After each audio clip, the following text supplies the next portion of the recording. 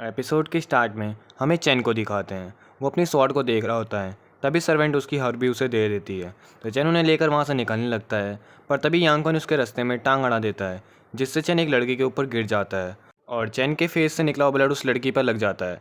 और फिर वो लड़की उठकर चैन को एक चांटा मारती है और वो उस पर एक पावरफुल पंच करने वाली होती है, पर तभी चैन का गार्ड आकर उसे बचा लेता है। पर चैन बेहोश हो चुका होता है। वो गार्ड उस लड़की से कहता है, भले ही चैन ने आपके साथ कुछ भी किया हो, पर आपको उस तरह उन पर पावरफुल अटैक नहीं करना चाहिए। यह आपके और उनकी फैमिली के रिश्ते को खतरे में डाल सकता है। वो कहती है, इसने मेरे साथ गलत हरकत करने की कोशिश की, इसे तो सबक सीखना ही था। मुझे तो ये समझ नहीं आ रहा, यह एक मार्केट प्लेस है, यहाँ पर तो वही लोग आते हैं जिनकी टाउ सोल अवेकन होती है, तो ये यहाँ पर क्या कर रहा है, इसमें इसी की गलती है। और वो गुस्से में वहाँ से चली जाती है। फिर वो गार्ड चैन को उठाकर उसके घर ले जाता है। फिर चैन के रूम का सीन दिखाते हैं, सभी चैन के पास बैठे होते हैं। फिर चैन के इनर डायमेंशन को सीन दिखाते हैं। चैन हुआंग्यू से कहता है, मैं तो सिर्फ वहाँ अपना सामान लेने गया था, पर किसी की वजह से मैं एक लड़की के ऊपर गिर गया और उसने फिर मुझे पीटा भी। क्या मैं इतना बेकार हूँ? तो हुआंग्यू से कहता है, अभी तुम्हारी बॉडी बहुत वीक है, तुम्हारी टाउ सोल वैसे भी नॉर्मल पीपल की टाउ सोल से ज़्यादा स्ट्रॉन्ग है। फिर हुआंग्यू चैन को एक सीक्रेट टेक्निक सिखाता है, जिससे वो फ्यूचर में किसी की भी टाउ सोल को अपने अंदर ले सकता है। तो चैन कहता है कि मैं इसकी अच्छी से प्रैक्टिस करूँगा। फिर हुआंग्यू से कहता है, जब भी कल्टिवेशन करो तो पीसफुल माइंडसेट रखना और एक वक्त में एक ही स्टेप करना, पर याद रखना ये टेक्निक बहुत पावरफुल है, इसका यूज़ सोच समझ कर करना। तुम्हारे टैलेंट को देखकर लगता है तुम जल्दी इस टेक्निक में मास्टर बन जाओगे। फिर सीन रियल वर्ल्ड में आता है। ग्रैंडपा चैन की नर्व्स को चेक कर रहे होते हैं, पर तभी चैन के अंदर से एक तेज ऑरा निकलता है, जिसे देखकर ग्रैंडपा कहते हैं, मुझे चैन की बॉडी से अजीब सी पावर का एहसास हो रहा है, इसने मेरी टाउ सोल को भी अपने अंदर एब्जॉर्ब कर लिया है, ऐसा होता हुआ मैंने पहली बार देखा है। ये सुनकर गार्ड हैरान हो जाता है।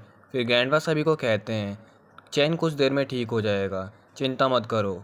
तो गार्ड फिर ग्रैंडपा को बोलता है कि हम उन पर एक्शन लें, तो ग्रैंडपा मना करके कहते हैं, ये उनका आपसी मामला है, चैन उसे खुद हैंडल कर लेगा। फिर ग्रैंडपा वहाँ से चले जाते हैं। फिर सीन वापस इनर डायमेंशन में दिखाते हैं। चैन कल्टिवेशन कर रहा होता है, दूसरी तरफ चैन की मदर उसे मेडिसिन पिला रही होती है। ऐसे ही काफ़ी दिन गुजर जाते हैं।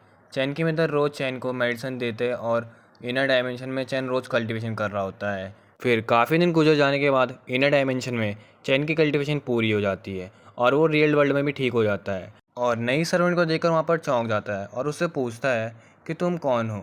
तो वो सर्वेंट अपना नाम ज्यू बताती है और कहती है, मुझे यहाँ पर आपकी देखरेख के लिए रखा गया है। ये सुनकर चैन कहता है कि आज तक मेरी मदर ने मेरे लिए कोई सर्वेंट नहीं रखी, फिर उनको आज की ज़रूरत पड़ गई। फिर वो सर्वेंट को कहता है कि तुम तो भी बहुत यंग हो। उसकी ऐसी बातें सुनकर सर्वेंट को लगता है कि चैन उसे निकलवाना चाहता है, तो वो उससे कहती है, प्लीज़ मुझे मत निकालो, और वो रोने लगती है और कहती है कि मेरा इस दुनिया में अब कोई नहीं है, मैं कहीं और नहीं जा सकती।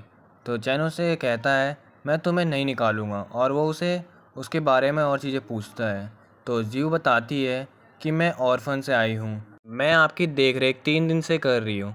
3 दिन सुन के चैन शॉक हो जाता है और फिर जीव बताती है, और इन 3 दिनों में मैडम भी यहाँ आती थी और वो रोज़ आपको मेडिसिन देती थी। तो चैन कहता है, तभी मेरी बॉडी दर्द कर रही है।